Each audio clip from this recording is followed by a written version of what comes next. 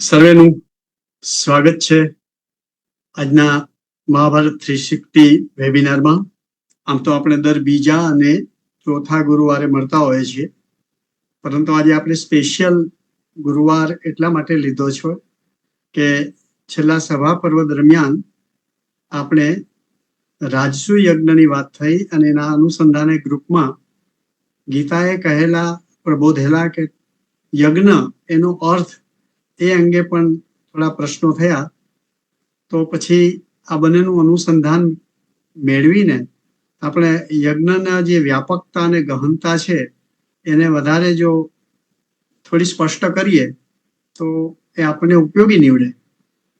એટલે રણજીતસિંહભાઈ રેવરે એ બીડું ઝડપી લીધું અને સામેથી જ કહ્યું કે આ અંગેની હું જાણતો હોય વાતો સ્પષ્ટ કરવા માટેની મારી તૈયારી છે. એટલે આજે આપણે આપણી આ સ્પેશિયલ સેશન રાખેલી છે. શ્રી રણજીતસિંહભાઈ રેવર મોટી વાવડી, તાલુકો રાણપુર અને જિલ્લો હવે નવો થયો બોટાદ, ત્યાંના છે. હાલ પણ તેઓ ત્યાં જ છે. તેઓએ ગુજરાત નર્મદા ફર્ટિલાઇઝર કોર્પોરેશન ભરૂચ ખાતે સિનિયર મેનેજર તરીકે બહુ લાંબો સમય સેવા કરી. 1986 થી 2002 તેઓ સ્વાધ્યાય પ્રવૃત્તિ ત્યાં બહુ મહત્વની કામગીરી સાથે પૂરા સમર્પિત ભાવથી કાર્યરત હતા. 2003 થી તેઓ પરમ પ્રમાણ દર્શન, જે પારડી ખાતે આશ્રમ છે, ત્યાં ઉપનિષદ, ભગવદ્ ગીતા અને પ્રકરણ ગ્રંથો વગેરેનું ગુરુ પરંપરા અનુસાર તેઓએ ખૂબ સરસ રીતે અધ્યયન કર્યું. 2021 થી તેઓ જ્ઞાન વિહાર આશ્રમ, જે હમણાં વાત કરી અસંગાનંદજીના, એ આશ્રમમાં હેરંજ ખાતે યોગ દર્શનનું એક વર્ષીય સત્રમાં તેઓએ અધ્યયન કર્યું. અને હાલ 2022 થી આપણા વૈદિક ગ્રંથોનું તેઓ અધ્યયન તો કરી જ રહ્યા છે અને સાથે સાથે અધ્યાપન કાર્ય પણ કરી રહ્યા છે. આમ જમીનને ફળદ્રુપ બનાવી અને એની ઉત્પાદકતા વધારવા માટે જે ખાતરની જરૂરિયાત છે એવી એક કંપની સાથે તેઓ વર્ષો સુધી ખાતર બનાવતા રહ્યા અને વેચતા રહ્યા. હવે સંસ્કૃતિમાં વિચાર અને ભાવનું જે ખાતર છે એ સ્વાધ્યાય પ્રવૃત્તિથી તેમણે શરૂ કરેલું અને એમનો એક ક્રમ હજુ પણ ચાલુ છે. આજે તેઓ વૈદિક વાંગ્મય, ઉપનિષદ, ગીતા વગેરેના પર અધ્યયન તો તેમનું ચાલુ જ છે, પરંતુ અધ્યાપન પણ કરી શકે તેવી એક ક્ષમતા અને સમર્પિત ભાવ તેઓએ વિકસિત કર્યો છે. રણજીતસિંહભાઈનો કાર્ય વિષયક પરિચય તો ઘણો મોટો છે, પરંતુ આ પરિચયમાં આપણને એમની બધી વૈવિધ્યતા અને એમનું અભ્યાસપ્રિયતા દેખાઈ આવે છે. આજનો એમનો આ વિષય વૈદિક યજ્ઞથી માંડી અને ગીતાકારના કહેલા અને પ્રબોધેલા યજ્ઞ સુધી બહુ વિસ્તૃત ફલકની અંદર તેઓ આજે આપણને હાથ પકડીને લઈ જશે. બધા વતી હું શ્રી રણજીતસિંહભાઈ રેવરનું હાર્દિક સ્વાગત કરું છું અને તેઓને વિનંતી કરું કે આપનો વિષય આપ રજૂ કરો. રણજીતસિંહભાઈ. યમ બ્રહ્મા વરુણેન્દ્ર રુદ્ર મરુતઃ સ્તુન્વન્તિ દિવ્યૈસ્તવૈઃ વેદૈ સાંગપદક્રમોપનિષદૈઃ ગાયન્તિ યં સામગા ધ્યાનાવસ્થિત તદ્ગતેન મનસા પશ્યન્તિ યં યોગિનઃ યસ્યાન્તં ન વિદુઃસુરાસુરગણા દેવાય તસ્મૈ નમઃ, દેવાય તસ્મૈ નમઃ. આપ સૌ સાક્ષરોને, જિજ્ઞાસુઓને અને મુમુક્ષુઓને મારા હૃદયપૂર્વકના પ્રણામ. અને આ મહાભારત 360 ના આ વિદ્વજ્જનોના એક પ્લેટફોર્મ પર મને આ વિષયક, યજ્ઞ વિષયક વિચારો અભિવ્યક્ત કરવા માટેની જે તક આપી એ માટે ખૂબ ખૂબ હૃદયપૂર્વક હું આભાર માનું છું. સાથે સાથે એક સ્પષ્ટતા પણ કરી દઉં કે આપણા જે બંને પ્રોગ્રામ ગુરુવારે હોય છે, ઘણા સમયથી હું ગીતા ગિરનારી મંડળ કરીને એક ભગવદ્ ગીતાનું આવું જ એક ગ્રુપ ચાલે છે, તો એ પણ ગુરુવારે હોય છે. એટલે એ થોડું બંને ક્લેશ થતું હોય છે, એટલે જોડાઈ નહોતો શકતો. પણ આ યજ્ઞ પ્રકરણ મારો બહુ પ્રિય વિષય હોવાથી ગ્રુપ ડિસ્કશનમાં આવ્યું, એટલે હું ભટ્ટ સાહેબને લખવાની મારી જિજ્ઞાસા રોકી નહીં શક્યો, અને આ રીતે મને તમે બધાએ તક આપી એ માટે ખૂબ ખૂબ ધન્યવાદ. આપણે સીધા વિષય પર આવશું. તો યજ્ઞ એટલો બધો વિશાળ શબ્દ છે અને વૈદિક વાંગ્મયમાં એનું અનેક રીતે વર્ણન જોવા મળે છે. આપણે આજે જે વિષય જોવાના છીએ તે ભગવદ્ ગીતા અધ્યાય 3 શ્લોક 9 થી 17, અને આ 9 થી 17 જે શ્લોકો છે એને સૃષ્ટિ યજ્ઞ પ્રકરણ એવું પણ એને કહેવામાં આવે છે, કેમ કે એમાં ભગવાને સૃષ્ટિ યજ્ઞ શું છે તે સમજાવ્યું છે. અને સૃષ્ટિ યજ્ઞની જે વિભાવના છે, કોન્સેપ્ટ છે, એ એક વખત ક્લિયર થાય તો ગીતાના બહુ બધા શબ્દો, ગીતા જ્યારે મહાભારતમાં હશે ને એની સ્થિતિ હશે, પછી મહાભારતમાંથી જ્યારે બહાર નીકળી અને એની સ્થિતિ હશે, અને સમાજમાં એનું એટલું બધું માન સન્માન શ્રદ્ધા, એટલો શ્રદ્ધાપૂર્ણ સ્થાન હશે કે ત્યાર પછી એ જ્યારથી પ્રસ્થાનત્રયીમાં આવી તો ગીતાની જે મૂળ પરિભાષા છે એ યોગ્ય રીતે વ્યાખ્યાયિત ન થઈ શકી. જેમ કે કેટલાક શબ્દો નમૂના માત્ર આપું છું, જેમ કે બ્રહ્મ કર્મ સમાધિ, આ શબ્દ કોઈ ઉપનિષદમાં પણ નથી. ઘણા શબ્દો એવા છે. યુક્ત શબ્દ ગીતામાં લગભગ 32 વાર આવે છે, અને એ શબ્દ એવો છે કે યજ્ઞ શબ્દને સમજીએ તો જ સમજાય. એટલે ગીતોક્ત જે કર્મયોગ છે, અને સાથે સાથે વિદ્વત જગતમાં જે સ્થિતિ છે તે પણ કહું કે ભગવાને જે ઉપદેશ આપ્યો છે કર્મયોગનો, તે એનું તાત્પર્ય છેલ્લા 2-3 વર્ષથી મેં 3 ભાષ્ય જે રિફર કર્યા, તો એ મહાપુરુષો પણ છે, એમાં વિદ્વાનો પણ છે, મહર્ષિ અરવિંદ પણ છે, તિલક મહારાજ પણ છે. તો એ બધાનું લગભગ એક મતે માનવું છે કે ગીતાનો ઉપદેશ સળંગ સૂત્રમાં જ્ઞાનમૂલક ભક્તિ પ્રધાન કર્મયોગનો ગ્રંથ છે. અને એમાં જ્યાં જ્યાં જ્ઞાનની એટલે સાંખ્યની વાત કરી છે, તે એવું જ્ઞાન છે કે જે કર્મ કરવામાં પોતાનું કર્તવ્ય કર્મ છે તેને કર્મયોગ બનાવવામાં સહાયક થાય. જ્યાં જ્યાં ભક્તિની વાત કરી છે ત્યાં પણ આ જ અભિગમ છે. એટલે જ્ઞાન એનું જો તાત્પર્ય કાઢવું હોય, ઉપક્રમોપસંહારો અભ્યાસો પૂર્વતા ફલમ અર્થવાદોપપત્તિશ્ચ લિંગમ તાત્પર્ય નિર્ણય, આવું જે જૈમિની મહર્ષિ જૈમિનીએ કોઈ પણ ગ્રંથનું તાત્પર્ય કરવા માટેનો માપદંડ આપ્યો, એ માપદંડના આધારે જોઈએ તો પણ એમ કહેવું પડે કે ભગવદ્ ગીતા એ જ્ઞાનમૂલક અને ભક્તિ પ્રધાન કર્મયોગનો ગ્રંથ છે. અને એ દ્રષ્ટિથી એના ઘણા બધા એવા શબ્દો છે જે ગીતાના પારિભાષિક શબ્દો છે, બીજે ક્યાંય નથી મળતા. પણ એ આપણો વિષય નથી, એટલે આપણે સીધા યજ્ઞ શબ્દ પર આવીએ. અને યજ્ઞ શબ્દને 3જા અધ્યાયની જ હું વાત કરું છું, એટલે ફક્ત શ્લોક નંબર બોલીશ. પેરેલલમાં કોઈ પુસ્તક લઈને બેઠું હોય ને રિફર કરતું હોય તો ખ્યાલ આવે એટલા માટે. એટલે 3જા અધ્યાયની શરૂઆતમાં અર્જુનના પ્રશ્નનો જવાબ આપ્યા પછી ભગવાને 2-3 અત્યંત મહત્વના સિદ્ધાંત કીધા. એમાં એક સિદ્ધાંત એ કીધો કે નહીં કશ્ચિત ક્ષણમપી જાતુ તિષ્ઠત્ય કર્મકૃત, કર્મ કર્યા વિના કોઈ પણ સજીવ એક ક્ષણ પણ રહી શકે તેમ નથી. આ મહત્વનો સિદ્ધાંત કીધો. અને પછી મિથ્યાચાર કેવી રીતે થાય છે ને 2 શ્લોકમાં કીધું. પણ પછી એક બહુ મહત્વનો સિદ્ધાંત કીધો કે નિયતમ કુરુ કર્મત્વમ કર્મ જ્યાયો યકર્મણઃ, તારું નિયત થયેલું કર્મ તું કર, કેમ કે કર્મ જ્યાયો યકર્મણઃ, અકર્મ કરતા કર્મ કરવું શ્રેષ્ઠ છે. એ બહુ મહત્વનો સિદ્ધાંત કીધો. એટલે ત્યાં એ પ્રશ્ન ઉભો થાય કે નિયત કર્મ એટલે કયું નિયત કર્મ, અને નિયત કર્મ કરવાથી શું થશે. એટલે આ પદ્ધતિ છે કર્મયોગની, કે કર્મયોગી જેને બનવું છે પહેલા એના મનમાં સ્થિર થવું જોઈએ કે કોઈ પણ કોઈકનું માઇક્રોફોન ઓન લાગે છે, પ્લીઝ જરા મ્યુટ કરશો. ઓકે. તો આ બે મહત્વના સિદ્ધાંતની વાત કર્યા પછી ભગવાન 9મા શ્લોકથી સૃષ્ટિ યજ્ઞ પ્રકરણ શરૂ થાય છે. ત્યાં શરૂઆત જ એમણે ત્યાંથી એ કરી કે યજ્ઞાર્થાત કર્મણોન્યત્ર લોકોયમ કર્મ બંધન તદર્થમ કર્મ કૌંતેય મુક્ત સંગ સમાચર. અહીં પહેલી વાર યજ્ઞ શબ્દ આવ્યો અને એમ કીધું કે યજ્ઞાર્થ સિવાયના અન્ય જે કોઈ કર્મ હોય તે આ લોકમાં બંધનકારક છે. માટે હે કૌંતે તું તદર્થમ એટલે કે યજ્ઞાર્થમ કર્મ કર, અને તે પણ મુક્ત સંગ એટલે કે ફળ મુક્ત સંગ આસક્તિ છોડવી, પણ શેની?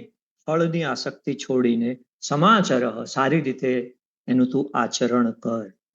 આ કીધું ત્યાં યજ્ઞ શબ્દ આવે છે, પણ આપણા ગ્રંથોની એક ખાસિયત છે કે કોઈ પણ વિધાન કરવામાં આવતું હોય તો આગળ અથવા પાછળ ક્યાંક એની એ ગ્રંથ પ્રમાણે શું વ્યાખ્યા થાય છે એ આપેલું જ હોય. એ આપણે શોધવું પડે, એની પર ચિંતન કરવું પડે.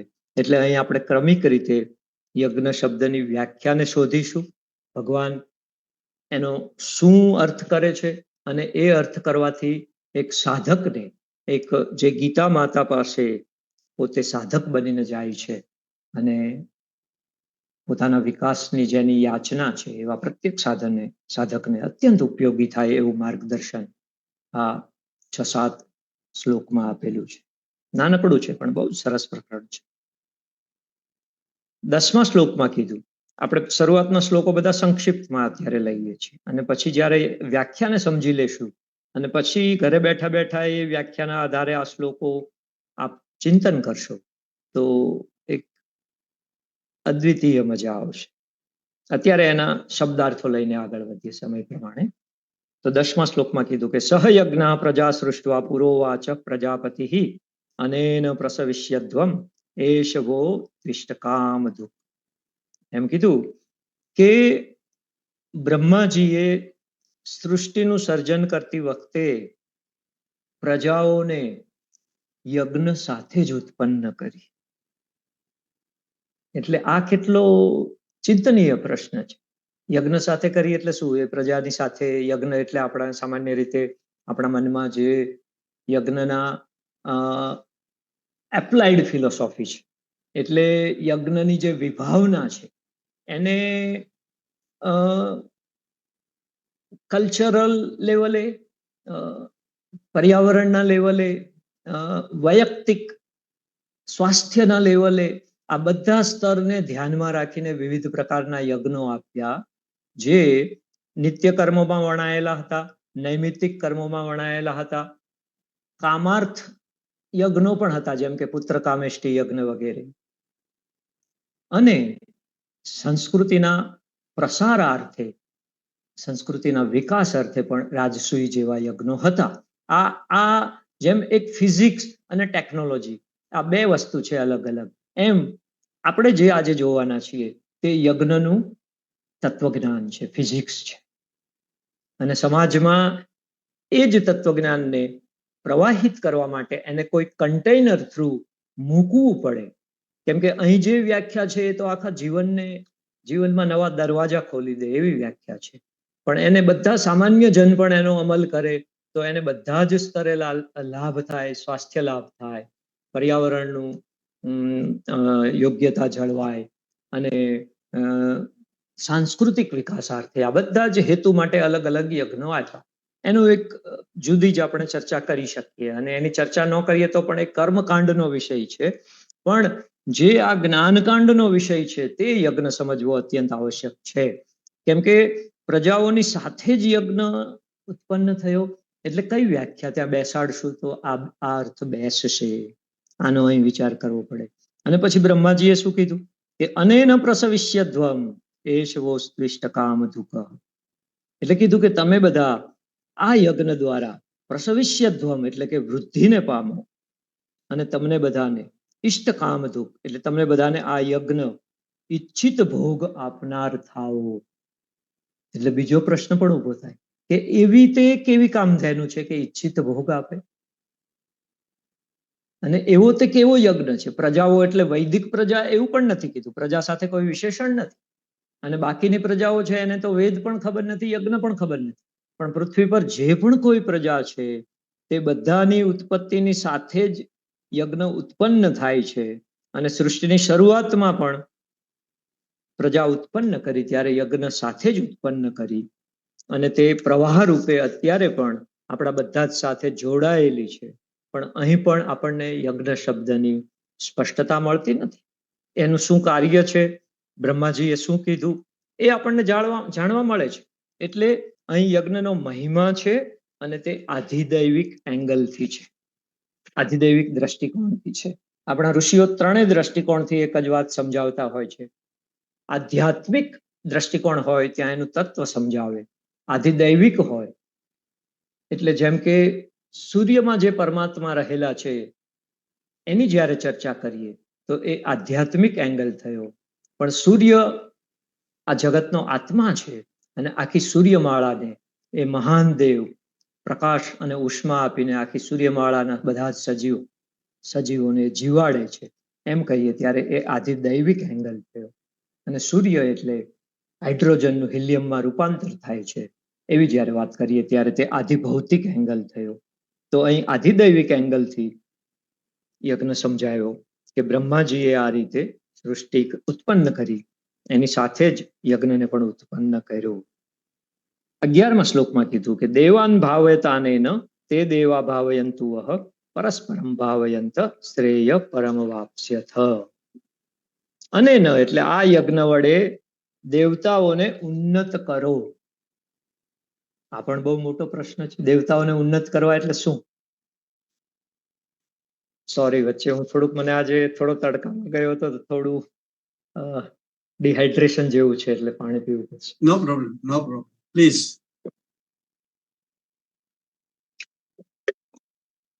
લિંક તૂટે તો મને પણ મજા ન આવે ને આપને પણ ન આવે, થોડું અનિવાર્ય છે. તો અહીં પણ એ વિચારવાનો પ્રશ્ન છે કે દેવતાઓને ઉન્નત કરવા એટલે શું? પણ અગેન એ આપણો વિષય નથી, એટલે અહીં આપણે દ્રષ્ટિ નાખીને આપણું જે કેન્દ્રસ્થ બિંદુ છે ત્યાં પહોંચીને આપણે ઊંડાણમાં જવાનો પ્રયત્ન કરશું. તો અહીંયા પણ એનો શબ્દાર્થ જોઈએ તો ખ્યાલ આવે છે કે આ યજ્ઞ વડે તમે દેવતાઓની ભાવના કરો, એમને ઉન્નત કરો, અને તે દેવતાઓ તમને ઉન્નત કરે. અને આ પ્રમાણે પરસ્પર એકબીજાને ઉન્નત કરતા રહીને તમે પરમ કલ્યાણને પામશો. આ યજ્ઞ દ્વારા પહેલા ઇષ્ટ ભોગો મળશે એવી વાત કરી, હવે કે છે પરમ કલ્યાણને પામશો. એટલે આ બધા જ અર્થો જેમાં બેસી શકે એવો કોઈક વ્યાપક અર્થ આનો હોવો જોઈએ. કેમ કે પરમાત્માની વાણીમાં સહેજ પણ ઉપક્રમ અને ઉપસંહાર વચ્ચે કોઈ ઝિગઝેગ ન હોય, સીધી લીટીમાં જ હોય. એટલે એમણે યજ્ઞનો ઉપક્રમ કર્યો અને સમજાવશે તો આ બધા જ શ્લોકો પછી વધારે સ્પષ્ટ થશે. 12મા શ્લોકમાં કીધું ઇષ્ટાન ભોગાન હિ વો દેવા દાસ્યંતે યજ્ઞ ભાવિતા તૈરદત્તાન પ્રદાયેભ્યો યો ભુંક્તે સ્તેનૈવ સહ. અહીં પણ દેવતાઓની વાત આવી. વૈદિક સાહિત્યમાં દેવનો અર્થ એનું નિરુક્ત પ્રમાણે ઘણા બધા છે, પણ સામાન્ય રીતે સરળતાથી સમજવા માટે એવું કહી શકીએ કે દેવનો અર્થ એક સૃષ્ટિ દેવતાઓ જે સૃષ્ટિમાં હોય છે અને સમષ્ટિમાં હોય છે અને વ્યષ્ટિમાં પણ કાર્યરત હોય છે. જેમ કે ચંદ્ર એ સમષ્ટિમાં પણ છે અને આપણું મન છે એના દેવતા ચંદ્ર છે. એવી રીતે બધા 33 જે દેવતાઓ છે સૃષ્ટિના તે આપણા વ્યષ્ટિ શરીરમાં પણ છે. અને દેવનો બીજો અર્થ છે વિદ્વાન. એટલે આ બે અર્થમાં વૈદિક સાહિત્યમાં દેવ શબ્દ વપરાય છે. તો અહીં કીધું કે દેવતાઓને તમે ઉન્નત કરો, દેવતાઓ તમને ઉન્નત કરશે. આ રીતે પરસ્પર ઉન્નત કરતા પરમ કલ્યાણને પામો. 12મા શ્લોકમાં કીધું, 11મો તો જોયો આપણે, 12મો પણ જોયો કે ઇષ્ટાન ભોગાની વો દેવા દાસ્યંતે યજ્ઞ ભાવિતા તૈર્દત્તાન અપ્રદાયેભ્યો યો ભુંક્તે સ્તેનૈવ સહ. એટલે યજ્ઞ વડે વૃદ્ધિ પામેલા દેવતાઓ તમને ઈચ્છિત ભોગો અવશ્ય આપતા રહેશે. તે દેવતાઓ દ્વારા દત્તાન અપાયેલા ભોગોને જે પુરુષ દેવતાઓને નહીં આપીને ભોગવે છે તે ચોર છે. અને આવો એકદમ હાર્શ શબ્દ પણ ભગવાને કેમ વાપરવો પડ્યો એ પણ યજ્ઞની મુખ્ય વ્યાખ્યા આપણને પૂરેપૂરું એની પર જેમ જેમ ચિંતન કરતા જઈશું એમ આ બધા જ અર્થો એક સળંગ સૂત્રતામાં છે. એમાં ક્યાંય સહેજ પણ વિષયાંતર નથી, ક્યાંય અર્થોની ખેંચતાણ નથી. ખેંચતાણ કરીને જ્યારે અર્થ બેસાડવા પડે ત્યારે મુખ્ય અર્થ લેવામાં ક્યાંક દોષ રહી ગયો હોય એવું બની શકે. 13મા શ્લોકમાં કીધું યજ્ઞ શિષ્ટા સિનઃ સંતો મુચ્યંતે સર્વ કિલ વિષયૈ ભુંજતે તે ત્વઘમ પાપા યે પચંત્યાત્મ કારણાત. એટલે યજ્ઞમાંથી વધેલા અન્નને આરોગનારા શ્રેષ્ઠ પુરુષ સંત સર્વ કિલ વિષયૈ મુક્તે.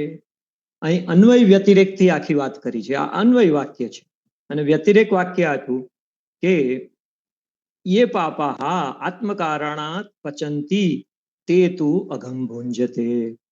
એટલે કે જે પાપીઓ પોતાના સ્વાર્થ માટે જ રાંધે છે તેઓ તો પાપને જ ખાય છે. અન્વય એટલે ઇન્ક્લુઝન, એટલે કે યજ્ઞ કરનાર છે તે સર્વ પાપોથી મુક્ત થઈ જાય છે.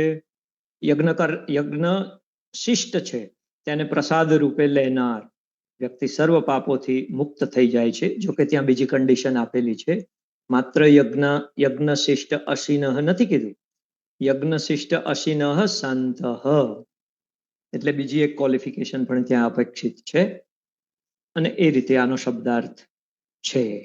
એટલે 13મા શ્લોક સુધીમાં એમ કહી શકાય કે 9મા શ્લોકમાં ભગવાને એમ કીધું કે જો તારે કર્મના બંધનમાં ન પડવું હોય તો યજ્ઞાર્થ કર્મ કરવો જોઈએ, પણ એ કરવા માટે આપણે પ્રેરાઈએ તે માટે યજ્ઞનું મહાત્મ્ય 10માંથી 13મા શ્લોક સુધી સમજાયું અને 14, 15 અને 16 શ્લોક છે તે 3 શ્લોક છે.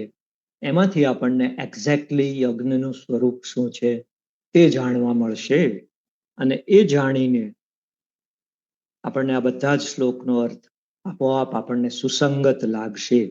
તો એ 3 શ્લોક હું પહેલા બોલી જઉં છું અને પછી આપણે એની પર વિસ્તૃત ચર્ચા કરીએ. अन्नाद् भवन्ति भूतानि पर्जन्यादन्न संभवः यज्ञाद् भवति पर्जन्यः यज्ञः कर्म समुद्भवः कर्म ब्रह्मोद्भवं विद्धि ब्रह्माक्षर समुद्भवं तस्मात् सर्वगतं ब्रह्म नित्यं यज्ञे प्रतिष्ठितम् एवं प्रवर्तितं चक्रं नानुवर्तयति यः अघायुरिन्द्रियारामो मोघं पार्थ सजीवति. આ 3 શ્લોક જે ભગવાને કીધા એના ઊંડાણમાં આપણે જવાનો પ્રયત્ન કરીએ, ત્યાંથી આપણને વ્યાખ્યા મળશે.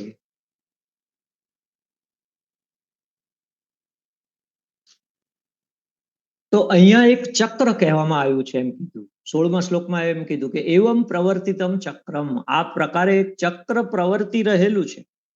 તો એ ચક્ર શું છે એને 14મા અને 15મા અધ્યાયમાં એક સળંગ વાક્યમાં કહેવામાં આવ્યું છે.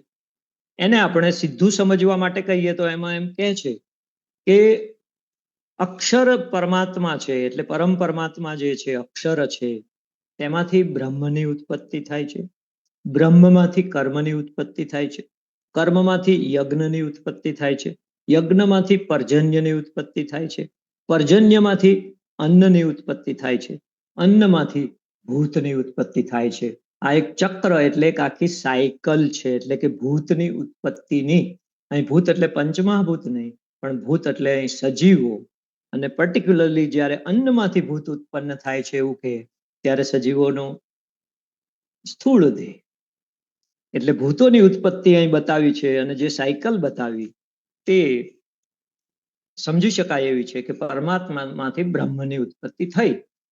કેટલાક આચાર્યોએ બ્રહ્મનો અર્થ અહીં શબ્દ બ્રહ્મ એટલે વેદ કર્યો છે કે પરમાત્મામાંથી વેદની ઉત્પત્તિ થઈ અને વેદમાંથી કર્મની ઉત્પત્તિ થઈ. પણ બીજા કેટલાકે જે અર્થ કર્યો છે કે વેદ છે એક ગ્રંથ છે, ગ્રંથ આપણને કોઈક સૂચના ચોક્કસ આપતો, સત્કર્મ કરવાનું વેદ કહેતો હોય અને એ પ્રમાણે કોઈ સત્કર્મ કરે તો એ સત્કર્મનો કરતા વેદ નથી થતો, વેદમાંથી એની ઉત્પત્તિ થઈ છે કર્મની, એવું કોઈ લૌકિક પણ નથી માનતા અને શાસ્ત્ર પણ નથી માનતું. શાસ્ત્ર તો એ કર્મના કરતા તરીકે જીવને જોવે છે. એટલે કેટલીક પરંપરાઓમાં અક્ષર પરમાત્મામાંથી બ્રહ્મ એટલે જીવની ઉત્પત્તિ થઈ એ અર્થ પણ લેવામાં આવે છે, કેમ કે જીવમાંથી જ અંતે કર્મ ઉત્પન્ન થાય છે. જે પ્રત્યક્ષ ચૈતન્ય છે એની હાજરીમાં જ અહંકાર, બુદ્ધિ, મન,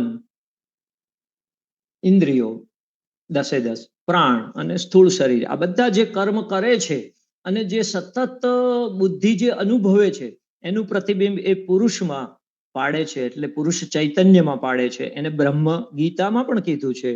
જે લોકોને અધ્યયન કરવું હોય તે 14મા અધ્યાયનો છેલ્લો શ્લોક, બ્રહ્મણો હિ પ્રતિષ્ઠા અમૃતસ્ય અવ્યયસ્ય ચ શાશ્વતસ્ય ચ ધર્મસ્ય સુખસ્ય એકાંતિકસ્ય ચ. ત્યાં બ્રહ્મનો અર્થ બ્રહ્મની પણ હું પ્રતિષ્ઠા છું એવું ત્યાં ભગવાન કહે છે. એટલે બ્રહ્મની પ્રતિષ્ઠા એટલે જે જીવ છે એનો આધાર, એનું અધિષ્ઠાન કોણ છે? પરમાત્મા છે. જે જીવ તેમનો અંશ છે. એટલે એ દ્રષ્ટિએ અહીં આ જે ક્રમ છે એને બે રીતે જોવામાં આવે છે. અને પછી યજ્ઞ અને પર્જન્ય અને અન્ન અને ભૂત, એટલે એક સાયકલ બતાવવામાં આવી છે. યજ્ઞ શબ્દ પણ અહીં જુદા જુદા અર્થમાં આવે છે, પણ એ આપણે જાણવાની જરૂર નથી. અહીં આપણે એટલું સમજવાનું છે કે આ જે બ્રહ્માંડ ચાલી રહ્યું છે એમાં એક મહત્વની સાયકલ ભગવાને સમજાવી. અને શાસ્ત્રની આ પદ્ધતિ છે કે એક ઇન્દ્રિય લખી હોય, ઉપનિષદમાં ઘણી જગ્યાએ આવે, ન ચક્ષુષા પશ્યતિ, એટલે ચક્ષુથી નથી જોતો તો તત્વને નથી જોઈ શકાતું, તો શું કાનથી સાંભળી શકાય છે? ન ચક્ષુષા પશ્યતિ કીધું એટલે બધી જ્ઞાનેન્દ્રિયોનો નિષેધ થઈ ગયો ત્યાં. એમ એક સાયકલ ભગવાને અહીં ઇંગિત કરી, ઇન્ડિકેટ કરી, એવી અનંત અનંત સાયકલોથી આ બ્રહ્માંડ ચાલી રહ્યું છે. આ બ્રહ્માંડમાં અનંત સાયકલ ચાલે છે. આપણે આજે વિજ્ઞાનની ભાષામાં જોઈએ તો અહીં ભૂતોની ઉત્પત્તિની સાયકલ દર્શાવી છે, પણ એ સિવાય આપણે ફૂડ ચેઇન કહીએ છીએ કે ફૂડ સાયકલ કહીએ છીએ, ઓક્સિજન સાયકલ કહીએ છીએ, કેમિકલ કન્વર્ઝનની કેટલી બધી સાયકલ્સ બ્રહ્માંડમાં ચાલે છે, ભૌતિક કન્વર્ઝનની કેટલી બધી પેરામીટર્સ, એટલે પ્રેશર છે કે વિન્ડ, પવનની ગતિ છે, ટેમ્પરેચર છે એટલે ઉષ્ણતામાન છે, આ બધા સાયક્લિક મેનરમાં આખા બ્રહ્માંડમાં ચાલી રહ્યું છે. અને એ બધી સાયકલ્સ એકબીજા જોડે સંપૃક્ત છે, એટલે જોડાયેલી છે, ઇન્ટિમેટલી એન્ડ ઇમિડિયેટલી કનેક્ટેડ છે. આખા બ્રહ્માંડમાં એક પરમાણુ પણ એવો નથી, એક નાનકડું ઘાસનું તણખલું પણ એવું નથી જે આઇસોલેટ વેમાં કામ કરતું હોય, એટલે બ્રહ્માંડથી જુદું હોય, સ્વતંત્ર હોય પોતે, એવું કશું જ નથી. એટલે અહીં જે યજ્ઞ શબ્દનો ભગવાને અર્થ સમજાયો છે, એક સાયકલ આપીને બતાવ્યો, તે અર્થ છેક વેદોના પુરુષ સુક્તમથી માંડીને અહીં સુધી સળંગ સૂત્રતામાં બધા જ વૈદિક ગ્રંથોમાં મળે છે. પછી ગીતા પછીના ગ્રંથોમાં એનું પ્રમાણ ઓછું થતું ગયું ધીમે ધીમે બુદ્ધની અસરને લીધે. અને ગઈ સદીના વેદના મહાન વિદ્વાન, અત્યારે વેદના વિદ્વાનો મોટે ભાગે મળતા નથી. આપણે તત્વજ્ઞાન ભણવા જઈએ તો વેદાંત અને પ્રસ્થાનત્રય આટલું ભણેલા વિદ્વાનો અને આચાર્યો હોય છે, પણ ગઈ સદીના વેદના એક મહાન વિદ્વાન, વેદાંતના વિદ્વાન, ગીતા પર ભાષ્ય રચનાર પંડિત શ્રીપાદ દામોદર સાતવલેકરજી થઈ ગયા. એમનું એક સ્ટેટમેન્ટ છે, હું તો આ બધાનો વિદ્યાર્થી છું, આવું સ્ટેટમેન્ટ હું બોલી પણ ન શકું. એમણે એમ કીધું કે વૈદિક દર્શનના સિદ્ધાંતો નિરૂપણ થયું હોય એવો ભગવદ્ ગીતા છેલ્લો ગ્રંથ છે. આ બહુ પણ એવી વ્યક્તિ દ્વારા બોલાયેલો છે કે પ્રમાણભૂત આપણે માનવો પડે. એમની ભારતીય સંસ્કૃતિ નામનું પુસ્તક છે, એમાં અદ્ભુત રીતે આ બધી વાતો સમજાવી છે, પણ એ અહીં આપણો વિષય નથી. અહીં જે હું કહેવા માંગુ છું કે ભગવાને જે યજ્ઞનો કોન્સેપ્ટ સમજાવ્યો છે તે પુરુષ સુક્તમથી માંડીને આખી વૈદિક સંસ્કૃતિમાં આ રીતે જ આવે છે કે આ જગત જે છે તે એને ક્ષણિક કે મિથ્યા અને એવું ઠરાવવાનું છેલ્લા 2500 વર્ષથી જ શરૂ થયું. અહીં તો શું કીધું છે? અહીં શું કીધું? સહસ્ર શીર્ષા દેવમ વિશ્વાક્ષમ વિશ્વશંભુવમ. આખું જે બ્રહ્માંડમાં અનંત મસ્તકો દેખાય છે, અનંત આંખો દેખાય છે, અનંત પગ છે, અનંત શરીરો છે, બધું દેખાય છે, તે કોણ છે? તે પુરુષ જ છે. એટલે એ જ અભિવ્યક્ત થાય છે. અને બે શબ્દો બહુ જ, બે ઉક્તિઓ બહુ જ ધ્યાન આપવા જેવી છે. તે એક યજ્ઞોર વૈ વિષ્ણુ અને વ્યાપકત્વાત વિષ્ણુ. અને આ જે સૃષ્ટિ યજ્ઞ ચાલી રહ્યો છે એટલે આખા બ્રહ્માંડમાં આ યજ્ઞને થોડી આજની ભાષામાં મૂકું અને સાયન્સના એક એંગલથી પણ જોઈશું અને પછી વેદોના પ્રમાણ પણ જોઈશું, કેમ કે વિજ્ઞાન આપણા માટે શાસ્ત્ર સમજવા માટે પ્રમાણ નથી. વિજ્ઞાન એના ક્ષેત્રમાં ચોક્કસ પ્રમાણ છે. આ યજ્ઞને આજની પરિભાષામાં મૂકવો હોય, વિજ્ઞાનની પરિભાષામાં મૂકવો હોય તો એમ કહી શકાય, કેમ કે ક્વોન્ટમ મિકેનિક્સમાં એમ કીધું કે everything is connected with everything else in this universe. બરાબર. એ ક્યારેક આપણે સમય મળે તો આખું લાંબુ લેશું. મેં 4-5 વર્ષ અધ્યયન કરીને એની ઉપર એક પુસ્તિકા પણ લખી છે, અને ત્યારે 20-25 તત્વજ્ઞાન વિદ્યાપીઠના વિદ્યાર્થીઓ મારા સંપર્કમાં હતા અને હું યથાશક્તિ એમને અધ્યાપન કરાવતો. તો એમને વિજ્ઞાન સમજાય અને એમના બધાના મનમાં ધર્મ અને વિજ્ઞાન વચ્ચે ઘણા બધા કોમ્પ્લિકેટેડ પ્રશ્નો હતા. એટલે 100-125 પેજની જ નાની પુસ્તિકા મેં ગુજરાતી ભાષામાં સરળ રીતે કોઈ પણ વ્યક્તિ, નોન ટેકનિકલ વ્યક્તિ પણ આજના 2 વિજ્ઞાનના આધાર સ્તંભ એટલે થિયરી ઓફ રિલેટિવિટી અને ક્વોન્ટમ મિકેનિક્સ, ન્યૂટનિયન સાયન્સથી શરૂ કરીને અહીં સુધીનું બધું એમાં મૂકેલું છે. હું આપણું આ સેશન પૂરું થાય પછી કાલે માનનીય વિરેન્દ્રભાઈને મોકલી આપીશ. એમને યોગ્ય લાગે તો ગ્રુપમાં શેર કરશે. આપ બધાને પણ ઉપયોગી થશે તો મને આનંદ થશે. અહીં વાત કરીએ તો ક્વોન્ટમ મિકેનિક્સ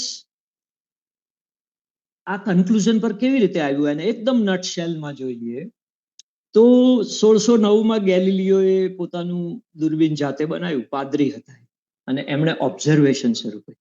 એટલે is father of experimental science. ત્યારથી જે વિજ્ઞાન શરૂ થયું અને એની યાત્રા ચાલી. ન્યૂટને ગ્રેવિટેશન, મિકેનિક્સ, ઓપ્ટિક્સ આ 3માં પ્રદાન કર્યું.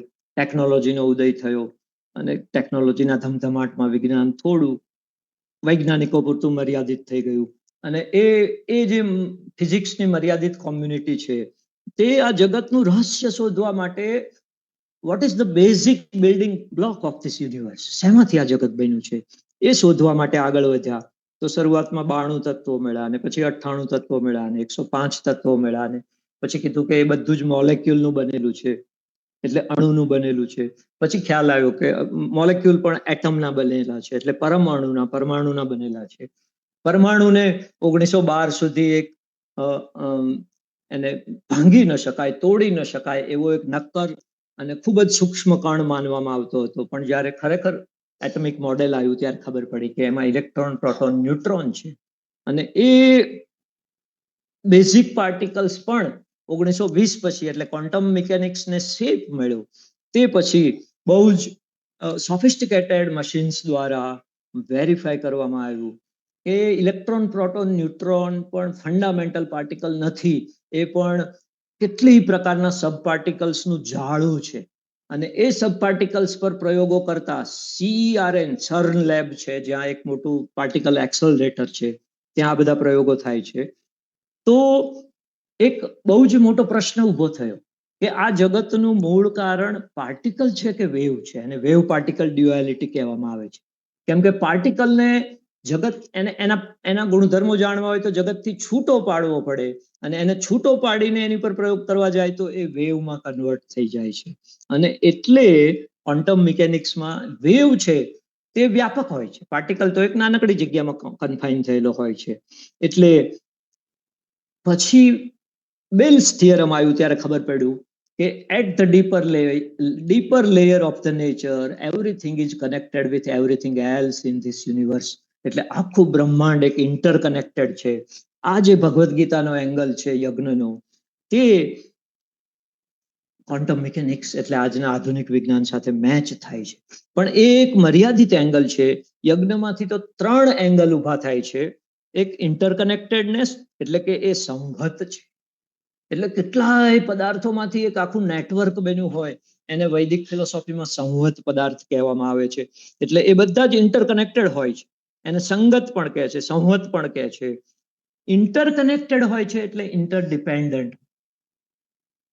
અને ત્રીજું છે કે ઇન્ટર કોમ્પ્લિમેન્ટરી હોય છે, એટલે એકબીજાના પૂરક હોય છે. એટલે યજ્ઞ એટલે એક એવું સૂક્ષ્મ તત્વ આ બ્રહ્માંડમાં વ્યાપીને રહેલું છે, એ પ્રકૃતિનું કોઈક તત્વ છે જે આખા બ્રહ્માંડના નાનામાં નાના અણુ પરમાણુથી મોટી મોટી ગેલેક્સીસ સુધી બધું જ જે કંઈ એક યુનિવર્સલ લો પ્રમાણે ચાલે છે, જેને આપણી ભાષામાં ઋત કહેવામાં આવે છે, અને યોગ દર્શન પ્રમાણે સમાધિની અમુક કક્ષાએ ઋતંબરા પ્રજ્ઞા પ્રાપ્ત થાય ત્યારે બ્રહ્માંડ સૂક્ષ્મ રીતે કેવી રીતે ચાલે છે, જેનું દર્શન ભગવાને 11મા અધ્યાયમાં અર્જુનને કરાવ્યું, એને યોગી પોતાની સમાધિ અવસ્થામાં એની ઉપર સંયમ કરે ત્યારે સમગ્ર બ્રહ્માંડના સૂક્ષ્મ સ્વરૂપને જાણી શકે છે. અને એ જોઈને બધા ગ્રંથો લખાયા છે. એમાંથી આયુર્વેદ ઉત્પન્ન થયું. કોઈ પણ જાતના મશીન્સ વગર એનેટોમી ફિઝિયોલોજીને જાણી શકે છે યોગીઓ, પદાર્થના ગુણધર્મોને જાણી શકે છે, એમાંથી દવાઓની ઉત્પત્તિ થઈ. ગ્રહોની ગતિઓને જાણી શકે છે, એમાંથી જ્યોતિષની ઉત્પત્તિ થઈ. તો આ જે બ્રહ્માંડ છે તે સંહત છે, પરસ્પર અવલંબિત છે અને એકબીજાનું પૂરક છે. એમાં રહેલા બધા તત્વો એકબીજાના પૂરક બને છે અને એટલા માટે સૃષ્ટિમાં આટલું બધું વૈવિધ્ય છે, કેમ કે બે સમાન પદાર્થો અથવા બે સમાન વ્યક્તિ એકબીજાના પૂરક બની શકે જ નહીં. અસમાન તત્વો જ એકબીજાના પૂરક બની શકે, એટલા માટે આટલું બધું વૈવિધ્ય છે.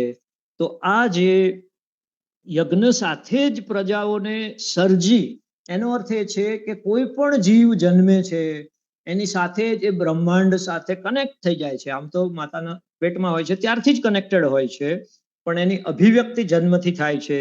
તો એમ કહી શકાય કે જન્મે છે અને જન્મતાની સાથે જ એના મા બાપ થઈ જાય છે, એના સ્વજનો છે, અને એ બધા સાથે જોડાણ સાથે જ જન્મે છે.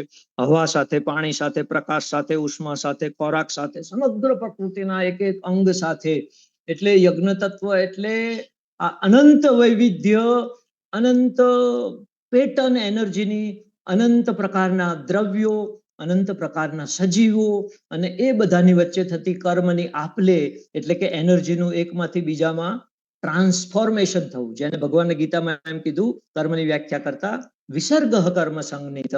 વિસર્ગ એટલે પોતાનું સ્વરૂપ છોડીને એનર્જી બીજા સ્વરૂપમાં જાય અને આપણે કર્મ થયું એમ કહીએ છીએ, અથવા કોઈ વસ્તુ પર એનર્જી લગાડીએ તો એને વર્ક ડન એવું કહીએ છીએ. તો આ બધું જે બ્રહ્માંડમાં ચાલી રહ્યું છે એના મૂળમાં આ ત્રણ વસ્તુ છે: આંતર જોડાણ છે, પરસ્પર અવલંબન છે અને પરસ્પર પૂરકતા છે. આ ત્રણ સમજાય તો એ યજ્ઞ તત્વ છે. અને અત્યંત સૂક્ષ્મ સ્તરે આ બધું જોડાયેલું છે. આપણને નથી દેખાતું, આપણને એવું લાગે છે કે હું જુદો છું અને હું સ્વતંત્ર છું,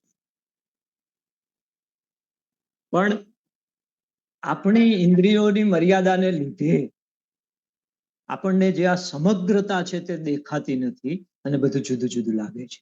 એને ભગવાને 7મા અધ્યાયમાં સમગ્રતા કીધી છે કે તું મને સમગ્રતાથી જાણ.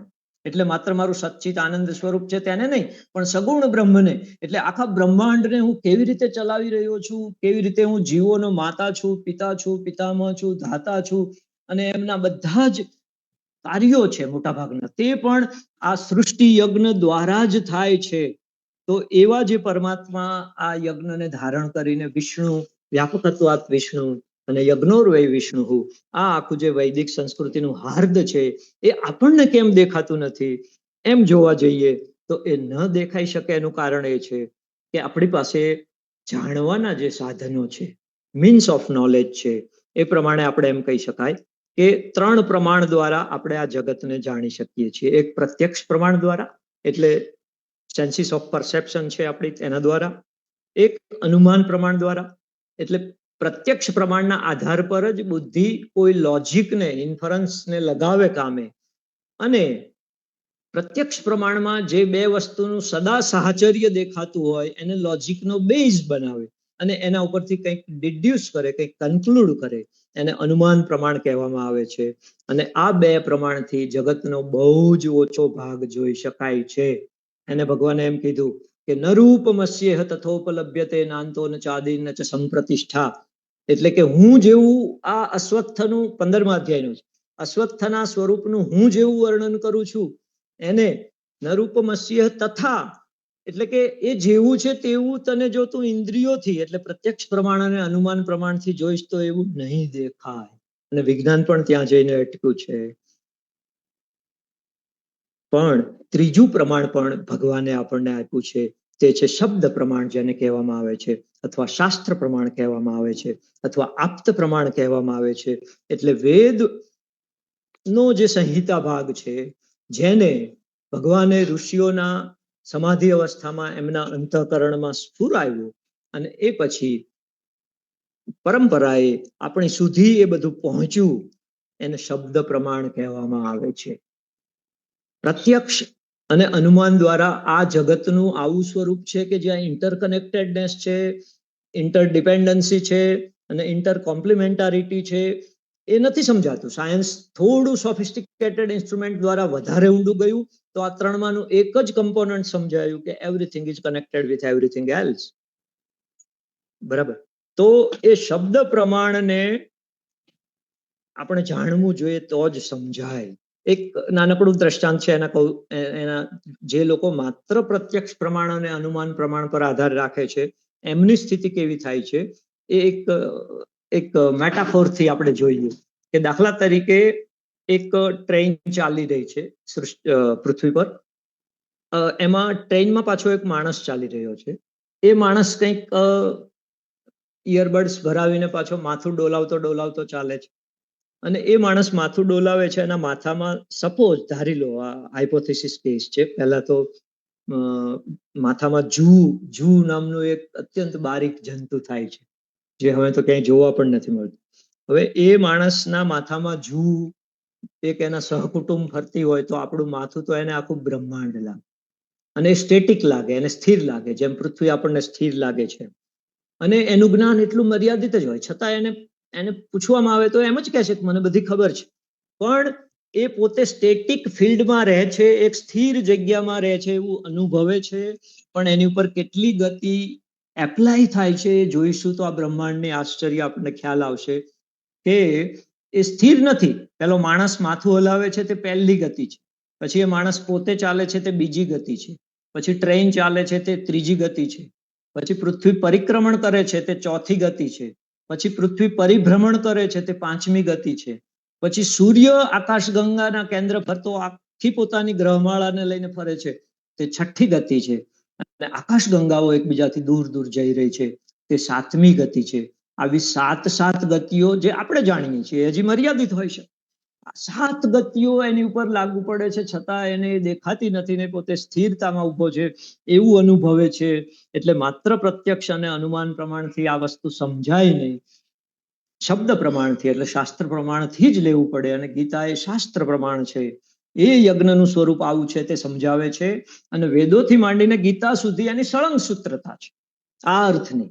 એ આપણે જોઈશું કે જગતને ભગવાનના વ્યક્ત સ્વરૂપે જ જોવાનું છે અને એના ઘણા બધા પાસા છે. એ આપણી પાસે સમય હોય એ પ્રમાણે પાસા જોતા જઈએ. તો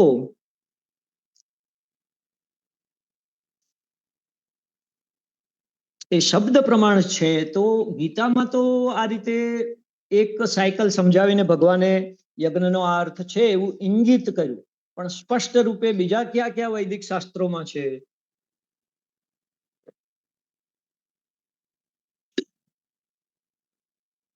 એ હું આપને વિગતવાર એના રેફરન્સ આપીશ. કેમ કે વૈદિક દર્શનનો અધ્યયન કરવાનો નિયમ એવો છે કે જે પ્રમાણભૂત હોય એ જ વાત કરવી જોઈએ. લૌકિક વાતો હોય, બીજી વાતો આજે પેરિફેરિયલ ઘણું બધું લઈ શકાય, પણ મુખ્ય જે વિષય હોય એને પ્રમાણિત કરવા માટે વૈદિક દર્શનો અને વૈદિક શાસ્ત્રો એટલે આર્ષ ગ્રંથો જે છે એના રેફરન્સ જોઈએ તો ઢગલાબંધ મળે છે. થોડા મેં એક વૈદિક વિદ્વાનના વક્તવ્ય પરથી એકત્રિત કર્યા છે, કેમ કે સાક્ષાત એ ગ્રંથોનું અધ્યયન કરવાની તો આપણે લાયકાત એટલા માટે નથી કે વેદાંગ આપણે ભણ્યા નથી, અષ્ટાધ્યાયી આપણે ભણ્યા નથી, નિરુક્ત ભણ્યા નથી, એટલે સીધું આપણે એનું અધ્યયન ન કરી શકીએ. પણ અત્યારે પણ એવા વિદ્વાનો છે કે આ બધું અધ્યયન કરીને વેદોનું અધ્યયન કરતા હોય.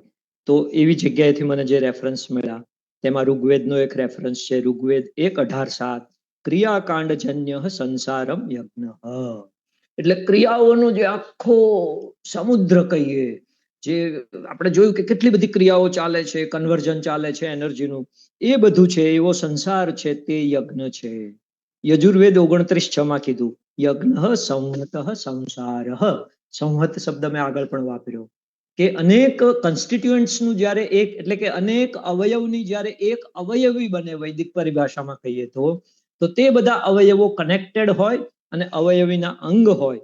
તો અહીં યજુર્વેદ કહે છે કે યજ્ઞ સંહત સંસાર. પછી ઋગ્વેદ 1:164-50 કહે છે સંગતા ભ્યાનમ પદાર્થ યજ્ઞ. સંગતાભ્યાનામ પદાર્થ એટલે આ રીતે એકત્રિત થયેલા અને એકમેકમાં જોડાયેલા જે બધા પદાર્થો હોય છે તે યજ્ઞ છે. એટલે આ બધી જગ્યાએ સૃષ્ટિ યજ્ઞની વ્યાખ્યા આપેલી છે. હવે એ સૃષ્ટિ યજ્ઞના અંગો તરીકે વિવિધ પંચમહાભૂતો, વિવિધ દેવતાઓ, આ બધા જ એના અંગો તરીકે કામ કરે છે અને એ બધા કામ કરે છે તેથી જ આપણું જીવન ચાલે છે. તો એવા અંગોના રેફરન્સ પણ છે. જે સંવત અવયવી હોય એના અવયવોના પણ રેફરન્સ છે. શતપથ બ્રાહ્મણમાં કીધું અગ્નેહિ વૈયજ્ઞ, અગ્નિ છે તે યજ્ઞ છે. ઐતરેયમાં કીધું વાક વૈયજ્ઞ, વાણી એ યજ્ઞ છે. ઐત્રેય બ્રાહ્મણમાં કીધું અયમ યજ્ઞો યો વૈ વાયુ પવતે, આ વાયુ દેવતા જે વાય છે તે પણ યજ્ઞ છે. શતપથમાં ફરીથી કીધું સંવત્સરો યજ્ઞ, કાળ દેવતા સંવત્સર તે યજ્ઞ છે. કેમ કે આ બધી જ પ્રક્રિયાઓ સ્પેસ અને ટાઈમ એટલે કાળ અને અવકાશ આ બંનેની અંદર જ થઈ શકે. એટલે એ પણ આ યજ્ઞનો જ ભાગ છે અને પ્રકૃતિનો જ ભાગ છે. વૈદિક સૃષ્ટિ ઉત્પત્તિ પ્રમાણે એક બહુ મહત્વનો મુદ્દો છે. કેમ કે આધુનિક વેદાંત જે ભણે છે અને ઇવન સાયન્સ જાણતા લોકો પણ, નોટ ડાયરેક્ટલી સાયન્સ, એમ કે છે કે time is A product of mind. બરાબર. વૈદિક સૃષ્ટિ ઉત્પત્તિ પ્રમાણે પ્રકૃતિમાં અવ્યક્ત અને ત્રણેય ગુણો જેમાં સમાન રૂપે રહેલા છે એવી પ્રકૃતિમાં પરમાત્માનું પહેલું સ્પંદન એકોહમ બહુશ્યામ પ્રજાએય, એ જ્યારે એને સ્પંદિત કરે છે ત્યારે પહેલો ધ્વનિ અથવા પહેલું તરંગ જે પ્રકૃતિમાં ઉત્પન્ન થાય છે તે ઓમકાર છે. અને એટલે ઓમ એ પરમાત્માનું નામ છે. પરમાત્મા પછી સીધું એ છે અને ઓમકાર પછી બીજી ઉત્પત્તિ થાય છે તે કાળની છે. કાળ એ મનની પ્રોડક્ટ નથી. મનની પ્રોડક્ટ હોય તો કોઈ સમાધિમાં જાય ત્યારે એને કાળનો અનુભવ ન થાય, પણ એ તો એને અનુભવ નથી થતો, એના શરીરને તો એજિંગ થાય જ. એટલે એક સમગ્રતાથી જે કાળ દેવતા રહેલા છે એને સંવત્સર કહેવામાં આવ્યા છે. શતપથમાં ફરીથી કીધું કે સહયજ્ઞો અસો સહ આદિત્ય, આ આદિત્ય જે તપે છે તે પણ યજ્ઞ છે. એટલે આ બધા જ દેવતાઓ પોતાનું જે કાર્ય કરે છે તે યજ્ઞ છે. અને પૂરકતા આદિત્યના કેસમાં તો આપણને સીધી જોવા મળે કે એ દેવતા છે તો જ આપણે છીએ. સંતાપયતિ સ્વંદેહમ આપાદતલ મસ્તક, પગના તળિયાથી માંડીને માથા સુધી આ શરીર જે ગરમ રહે છે, સંતાપયતિ એ કોણ કરે છે? એ જે નારાયણ કરે છે તે આ યજ્ઞના ધારક છે. અને યજ્ઞનું એક અંગ જે સૂર્યદેવ છે તે આપણને જીવંત રાખવા માટે, આપણને એનર્જી આપવા માટે એ કેટલી એમની પૂરકતાનું લેવલ છે. આજે વિજ્ઞાને અમુક આંકડા શોધ્યા છે તે અદ્ભુત છે કે 50 થી 60 લાખ ટન એક સેકન્ડમાં સૂર્ય વજન ગુમાવે છે.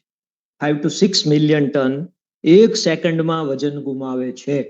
જે હાઇડ્રોજનનું હિલિયમમાં રૂપાંતર થાય એને લીધે અને સોલાર વિન્ડ્સ હોય છે એને લીધે આ વેરિએશન છે. સોલાર વિન્ડ્સનો જે નેચર હોય તે પ્રમાણે ઓછું વધતું એ થતું હોય છે. તો આ વિરાટ યજ્ઞ જે ચાલી રહ્યો છે એના આ બધા વૈદિક પ્રમાણો છે. હજી ઐતરેયમાં કીધું આપો વૈ યજ્ઞ, આપ એ યજ્ઞ છે. અને તૈત્રીય બ્રાહ્મણમાં કીધું યજ્ઞો વૈ ભુવનમ, આમાં સમગ્ર આવરી લે. ભુવનમ એટલે આખું બ્રહ્માંડ છે તે જ યજ્ઞ છે એવું તૈત્રીય બ્રાહ્મણ 3, 3, 5, 7 કીધું. અને આ બધા જ બ્રાહ્મણ ગ્રંથો કરતા પણ સૌથી જેને ટોચનું પ્રમાણ માનવામાં આવે તે વેદના સંહિતા ભાગમાં આવેલા સૂક્તો. અને એમાં સૌથી પ્રચલિત પુરુષ સૂક્ત, સહસ્ર શીર્ષા પુરુષ સહસ્રાક્ષ સહસ્રપાદ, એ સાક્ષાત લુપ્તોપમા અલંકાર દ્વારા આ આખા યજ્ઞ પુરુષનું જ એમાં વર્ણન છે. અને યજ્ઞમાં યજંત દેવાહ તાની ધર્માણી પ્રથમાન્યાસન, સૃષ્ટિના દેવતાઓએ પોતાના અસ્તિત્વ રૂપી યજ્ઞ વડે પરમાત્મા રૂપી એટલે કે વ્યષ્ટિ યજ્ઞ દ્વારા સમષ્ટિ યજ્ઞનું પૂજન કર્યું. તેમાંથી પ્રથમ ધર્મ ઉત્પન્ન થયો. એવા અદ્ભુત રહસ્યો આ બધા સૂક્તોમાં છે. અને વિગતવાર કોઈક જગ્યાએ મેં 2-3 સેશનમાં લીધું હતું. અત્યારે મારે થોડું જમ્પિંગ કરીને આગળ વધવું પડે છે. તો આ જે વ્યાપકત્વાત વિષ્ણુ, અનંત ક્રિયાઓ ચાલે છે, રૂપાંતરણો ચાલે છે, પદાર્થો ચાલે છે, ભાવો છે, વિચારો છે, આ બધું ચાલુ છે. તો એને આપણે હવે એક બે રૂપકથી થોડું સરળ કરીને સમજીએ. જેમ કે આપણને બધાને ખ્યાલ છે કે સમષ્ટિ યજ્ઞ એટલે સૃષ્ટિ યજ્ઞ છે, અને એના એક અંશ રૂપે હું છું. તો આ વ્યષ્ટિ યજ્ઞ છે, મારું અસ્તિત્વ, જેને શરીર આદિ સંઘાત કહેવામાં આવે છે. એટલે અહંકાર થી માંડીને સ્થૂળ શરીર સુધીનો જે આ શરીરનો સંઘાત છે તે એક યજ્ઞ છે. એમાં સતત યજ્ઞ ચાલી રહ્યો છે. આપણે જમવા બેઠા અને આંખ જુએ છે થાળીને. આંખ જ્યારે જોવાનું કાર્ય કરે છે એમાં પણ એનર્જી ખર્ચાય છે. એટલે એને પોતાની શક્તિઓનો હવન કરીને આપણા મનને, આપણા બ્રેઇનને, આપણા ચેતાતંત્રને એક જ્ઞાન આપ્યું કે આ પદાર્થો છે. અને ત્યાં આંખ દ્વારા યજ્ઞ પૂરો થયો, હાથનો યજ્ઞ શરૂ થયો, હાથે થાળીમાંથી કોળિયો લીધો અને મોઢામાં કોળિયો મૂક્યો, હાથનો યજ્ઞ પૂરો થયો, દાંતનો યજ્ઞ શરૂ થયો, દાંતનો પૂરો થયો, અન્ન નળી એને નીચે ઉતારે છે, જઠર એને ચર્નિંગ કરે છે, પેનક્રિયાસ એમાં રસો ભેળવે છે. આમ આખા શરીરમાં બધા જ અંગો, આખું જેને બાયોલોજીની ભાષામાં આ બોડીને એક ઓર્ગેનિઝમ્સ છે અને એના બધા ઓર્ગન્સ છે, અને ઓર્ગન્સ અમુક મળીને સિસ્ટમ્સ થાય છે. તો ઓર્ગેનિઝમ, સિસ્ટમ, ઓર્ગન્સ અને પછી ટિશ્યુઝ અને પછી સેલ્સ ને ગમે તેટલા નીચા લેવલે જઈએ, એ આખું એક ડિવાઇન નેટવર્ક છે. તે એકબીજા સાથે ઇન્ટરકનેક્ટેડ છે, ઇન્ટરડિપેન્ડન્ટ છે અને એકબીજાનું પૂરક છે. આંખ ન હોત તો હાથ કેવી રીતે પકડી શકે? હાથ પકડીને મોઢામાં મૂકે નહીં તો દાંત કેવી રીતે ચાવી શકે? એટલે એટલો બધો શરીરમાં યજ્ઞ પ્રક્રિયા સતત ચાલી રહી છે. અત્યારે જ્યારે હું બોલું છું ને આપ સાંભળો છો ત્યારે આપણા બધામાં બિલિયન્સ એન્ડ બિલિયન્સ ન્યુરોનની મૂવમેન્ટ થઈ રહી છે. ત્યારે કોઈક બોલી શકે છે, ત્યારે કોઈક સાંભળી શકે છે. બધી જ આપણી ક્રિયાઓમાં આ સૃષ્ટિ યજ્ઞ જે પરમાત્માએ રાખ્યો છે તે મોટા ભાગની ક્રિયાઓ એ જ કરે છે. આપણે બધા જ એક વાત તો સ્વીકારીએ જ છીએ કે સૃષ્ટિમાં થતી જે ક્રિયાઓ છે તે હું નથી કરતો. પછી શરીરની અંદર થતી ક્રિયાઓ છે તે પણ હું નથી કરતો, પણ શરીર દ્વારા થતી જે ક્રિયાઓ છે ને તે હું કરું છું. આ ભ્રાંતિ હટાવવી બહુ જ મુશ્કેલ હોય છે. કેમ કે જ્યારે આપણે બધી ઇન્દ્રિયો કર્મ કરે ત્યારે અહમરૂપી એજન્સી એની સાથે જોડાયેલી હોય છે અને એને ભાન થાય છે કે હું આ કરી રહ્યો છું. કેમ કે હું મારી વાણી રૂપી ઇન્દ્રિય સાથે મારો અહમ અત્યારે જોડાયેલો હોય અને સતત અનુભવે છે કે હું બોલી રહ્યો છું. તમને અનુભવ થયેલો છે કે હું સાંભળી રહ્યો છું. જો યજ્ઞને ઊંડાણથી સમજીએ અને એનું ચિંતન સતત કરતા રહીએ, એનું ધ્યાન કરતા રહીએ, આ ધ્યાનના શ્લોકો છે. અને ગીતામાં તો જે વેદોમાં કીધું તે જ આ જ વાત આગળ 4થા અધ્યાયમાં પણ આવશે. તે શુદ્ધિ માટેના યજ્ઞો છે.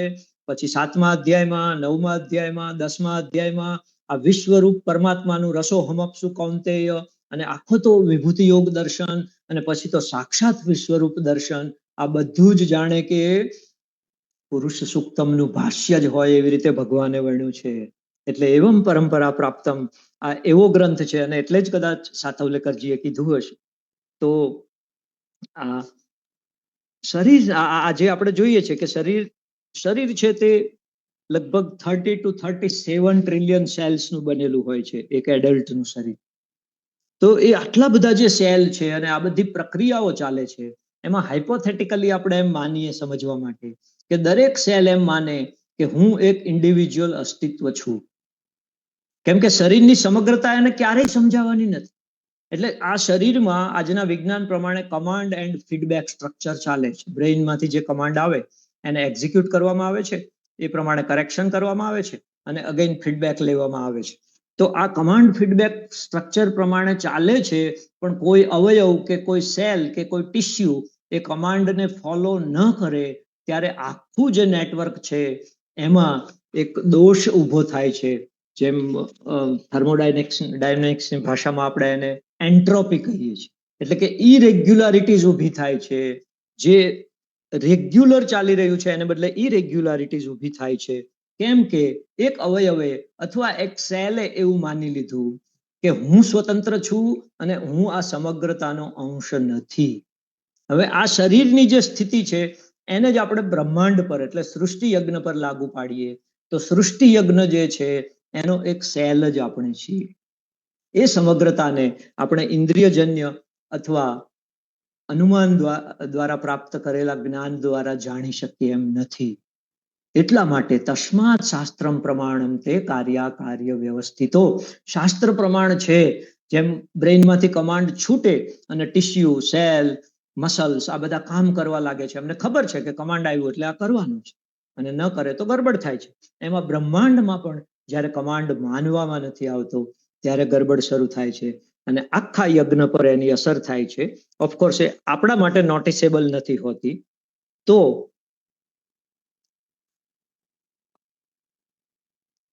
અને આ ઇન્ડિવિજ્યુઆલિટી છે, ઇન્ડિવિજ્યુઅલિઝમ જેને કહેવાય, કે હું સ્વતંત્ર છું, એ કોઈ કશું ન ભણેલો હોય એ માણસને પણ એ અનુભવ થાય છે. કેમ કે ઇન્દ્રિય જ્ઞાન અને અહમ એ બેનું સ્વરૂપ જ એવું છે કે એ આ અનુભવ કરાવે જ. પણ આપણે એવા યુગમાં જીવીએ છીએ કે વિજ્ઞાને આગળ વધવા માટે એનાલિસિસની પ્રક્રિયાનો ઉપયોગ કર્યો અને પ્રકૃતિમાં ડીપર એન્ડ ડીપર પેનિટ્રેટ કરવા માટે ફ્રેગમેન્ટેડ એપ્રોચનો ઉપયોગ કર્યો. એટલે કે આ એક આખો સંવત પદાર્થ છે, એના કોઈ એક અંગને પકડી લો, પછી એના કોઈ એક અંગને પકડી લો. એ ફ્રેગમેન્ટેડ એપ્રોચને લીધે આખા આધુનિકતા જે આજે વોકિઝમ સુધી પહોંચી ગયું છે, ત્યાં સુધીની આખી યાત્રા લઈ લઈએ તો જે આખો સ્વતંત્રતાનો એક ભ્રાંત કોન્સેપ્ટ ઉભો થયો છે તે આ ફ્રેગમેન્ટેડ એપ્રોચમાંથી થયો છે. And it is very much opposite to the concept of યજ્ઞ. એક તરફ યજ્ઞ છે અને એક આ ફ્રેગમેન્ટેડ એપ્રોચ છે. એ વ્યક્તિમાં આવે એટલે કુટુંબ સંસ્થા માટે, સમાજ સંસ્થા માટે, સંસ્કૃતિ માટે, રાષ્ટ્ર માટે એ ઝેર સમાન છે.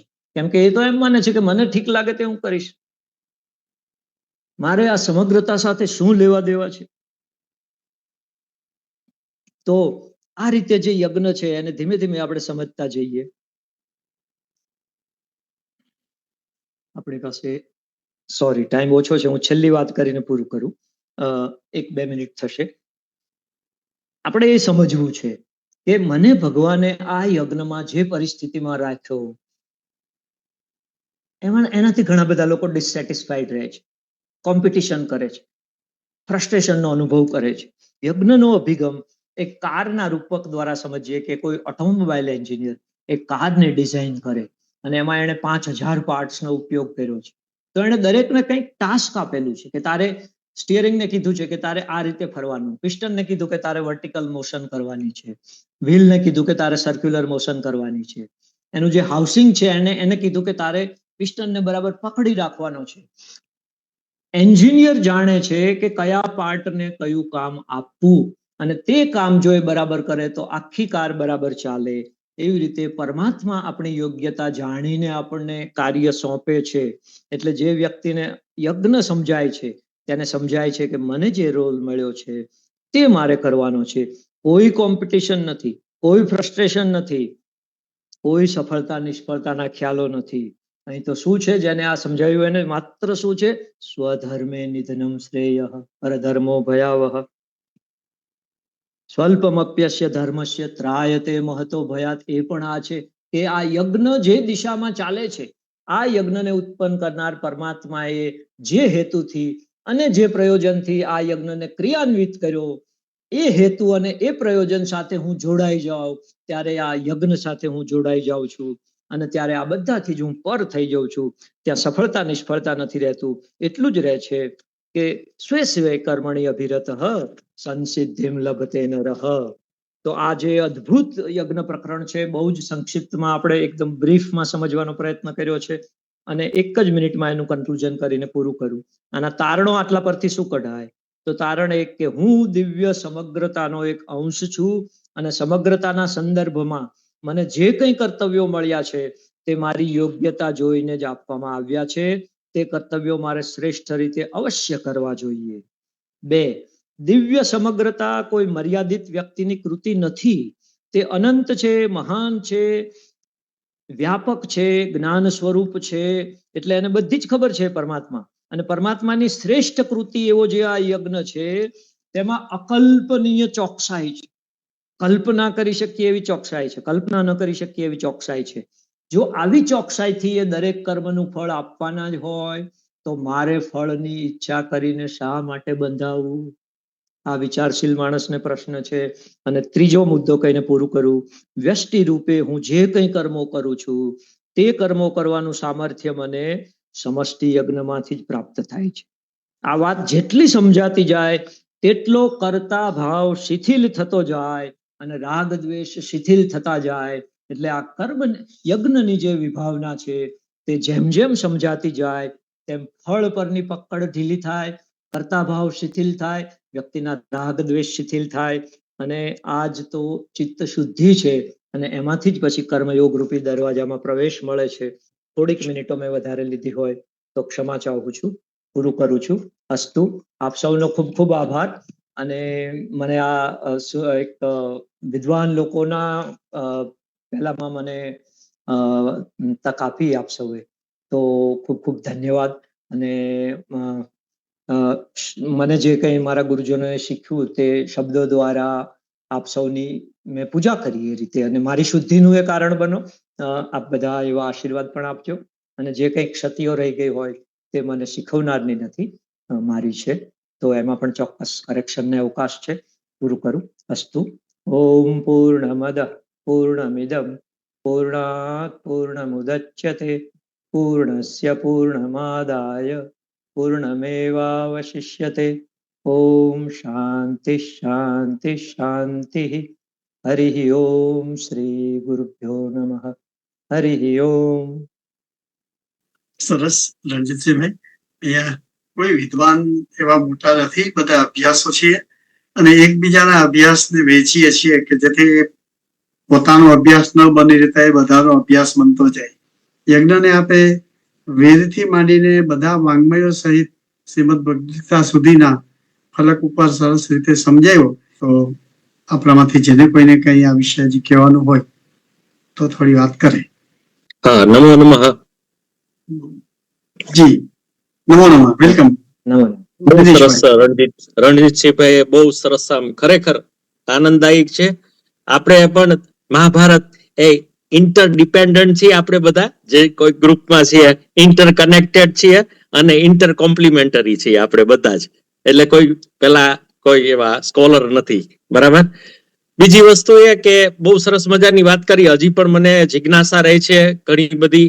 આપણે એમનો લાભ લઈશું ભવિષ્યમાં. એક અન્વય અને વ્યતિરેકની જે વાત કરી એ બહુ અદ્ભુત વાત છે. અને યજ્ઞની જો એક યજ્ઞ મીમાંસા નામની આપને મેં ગયા વખતે આવ્યા ત્યારે બુક બતાવી હતી. વિરેન્દ્રભાઈ મારા ઘરે આવ્યા હતા ત્યારે એ ગૌડ શર્મા કરીને એક વ્યક્તિએ લખેલી છે, 700 પાનાની બુક છે. અને એમાં સરસ મજાની વાત કરી છે કે યજ્ઞનું હાર્દ જોવું હોય એટલે કે યજ્ઞો વૈ ભુવનસ્ય નાભી. યજ્ઞો વૈ ભુવનસ્ય નાભી. નાભી એટલે ન્યુક્લિયસના અર્થમાં નાભી શબ્દ વપરાયો છે. અને એના પહેલાનો જ જગ્નેન જગ્નમય જંત દેવાસ્તાની ધર્માણી પ્રથમાન્યા સન્નહ તેહ નાકમ મહિમાન. એ જે પુરુષ સૂક્ત જ્યાં 16મો મંત્ર પૂર્ણ થાય છે એના પહેલાનો મંત્ર અતિ મહત્વનો અને આખા યજ્ઞના કોન્સેપ્ટને પૂર્ણ રીતે એ અભિવ્યક્ત કરે છે. એમાં સાહેબ બહુ સરસ રીતે કહે છે. અને મને ખાતરી છે કે રણજીતસિંહભાઈને તો એ ખ્યાલ જ હશે, પણ આપ સર્વેના એક ખાલી રેફરન્સ માટે જ મૂકી રહ્યો, મારા આનંદ માટે મૂકી રહ્યો છું. એમાં એમ કે સપ્તાસ્યાસન પરિધિ સપ્તસમિદઃ ક્રેતાહ દેવા જદ્યગ્નન તન્વાના અબધનન પુરુખમ પશુમ. એટલે સપ્તાસ્યાસન પરિધિ, એની પરિધિઓ હતી એ કેવી હતી? ત્રિસપ્ત સમિદઃ, ત્રિસપ્ત 7 into 3 21 પરિધિઓ કરી અને 21 પરિધિઓથી બાંધવાનો પ્રયત્ન કર્યો. આ યજ્ઞ કોણ છે? તો કે આવું જે બિગિનિંગ કર્યું એ કેવી રીતે થયું? તો કે ત્રિસપ્ત સમિદઃ ક્રેતાહ દેવા, એમાં જે દેવો હતા એ જદ્યગ્નન, આ જે યજ્ઞ હતો દેવા જદ્યગ્નન અબધનન બાંધ્યા. કોને બાંધ્યા? પુરુખમ પશુમ, ઇલેક્ટ્રોન્સ અને પ્રોટોન્સ ને બાંધ્યા. અને એનાથી જ પરમાણુ વગેરેનું નિર્માણ થયું અને એનાથી જ જગ્નેન જગ્નમય જંત દેવાસ્તાની ધર્માણી પ્રથમાન્ય સન્ન, એવો આખો ક્રમ સૃષ્ટિનો ચાલ્યો છે. એટલે બહુ સરસ મજાનું, ખૂબ આનંદ આવ્યો. અને આવા પ્રવચનો થવા જ જોઈએ. બહુ સરસ મજાનું, ખૂબ ખૂબ આખું માહિતી સભર, સ્કોલરલી અને સાયન્સને અને આપણા અધ્યાત્મના ગ્રંથોને વણી લેતો આ સરસ મજાનો. તો ખૂબ ખૂબ એમને અભિનંદન અને આપે એમને ઇન્વાઇટ કર્યા એના માટે પણ મહાભારત 360 નો પણ હું આભારી છું. Thank you. સાહેબ, એ પુસ્તકનો ફોટો એક આપણા ગ્રુપમાં મૂકજો, એટલે મગાવવું હોય તો મગાવી શકો. જી સર, જી છે, ભાઈ પાસે છે, વિરેન્દ્રભાઈ પાસે છે. રણજીતભાઈ, ખૂબ સુંદર અભિવ્યક્તિ થઈ અને સાયન્સ અને સ્પિરિચ્યુઆલિટીનો જે સમન્વય સાધીને વાતો કરી તે ઘણા બધા ભારતીય અને પરદેશી લેખકોના ઘણા બધા પુસ્તકો વાંચ્યા હતા. એનું ફાસ્ટ ફોરવર્ડ રિફ્રેશ થઈ ગયું એવું ઘણા વર્ષો પછી આ અધ્યયન થયું. એનો રાજીપો અને આપને ખૂબ ખૂબ સલામ. હાજી, અન્ય ભાઈને પણ બોલવું છે. હાજી, સ્વાગત છે આપનું.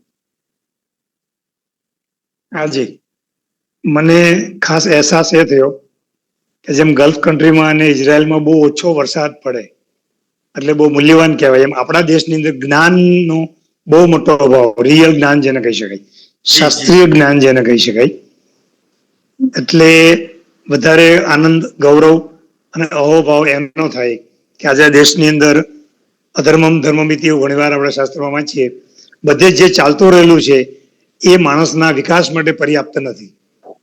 આવી વાતો, આવા વિચારો, આવું રિયલ જ્ઞાન, શાસ્ત્રીય જ્ઞાન, સાયન્ટિફિક નોલેજ એ જો મળતું રહે, એ વ્યાપક થાય, વધારે લોકો સુધી પહોંચે. મેં આજે સાંજના મેસેજ મળ્યા પછી મેક્સિમમ પ્રયત્ન કર્યા કે વધારે લોકો સુધી આ લિંક પહોંચે. તો આપણા ઋષિ મુનિઓએ જે પ્રયત્નો કર્યા છે રિયલ જ્ઞાન માટે, એ આપણા બધા સુધી પહોંચે અને આવું સમયાંતરે થતું રહે તો બહુ ખુશી થશે. બહુ આનંદ થયો, આજે મજા આવી. રણજીતભાઈ, આપને બે વિનંતી કરવાની.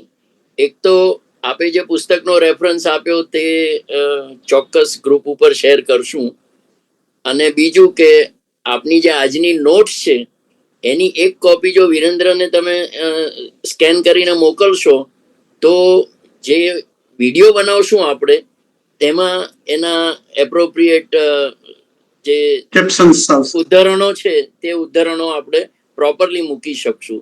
તો એ જરૂર આપ શેર કરજો.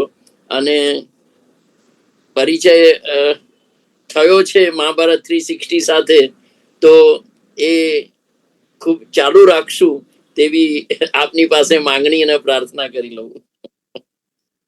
જી,